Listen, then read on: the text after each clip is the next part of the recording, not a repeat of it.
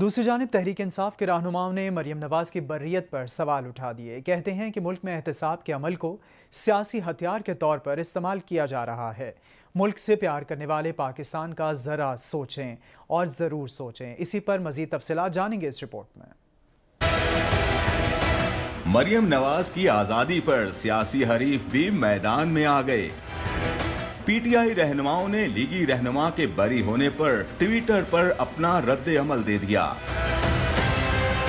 شہباز گل نے طنزیہ انداز میں لکھا، مبارک پاکستان، باجی مریم بھی بری ہو گئی، چوری حلال ہو گئی، ڈار صاحب بھی جلدی بری ہو جائیں گے، لگتا ہے نواز شریف صاحب بھی جلد ہی بری ہو جائیں گے۔ اسد عمر نے کہا، روز مہنگائی بڑھ رہی ہے اور روز امپورٹڈ حکومت کے لیڈروں کے مقدمے خارج ہو رہے ہیں۔ یہ ہیں وہ اصل مقاصد جن کے لیے سازش کر کے عمران خان کو ہٹایا گیا۔ فواد چودھری نے تو عدالتی نظام پر ہی سوال اٹھا دیا۔ بولے، ملکی ادارے عوام کا اعتماد کھو چکے، وہ کسی کے حق میں فیصلہ دیں یا خلاف، عوامی رائے عامہ میں اس فیصلے کی کوئی حیثیت ہی نہیں رہ گئی۔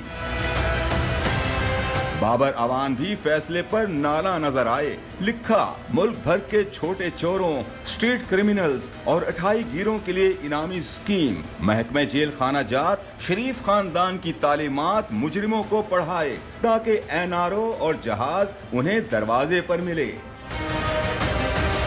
علی محمد خان نے کہا، جن پر کیس تھے انہوں نے آرام سے نیب لا تبدیل کیا اور عملاً نیب کو فارغ کر دیا۔ جنہیں ملک سے پیار ہے وہ پاکستان کا سوچیں ضرور۔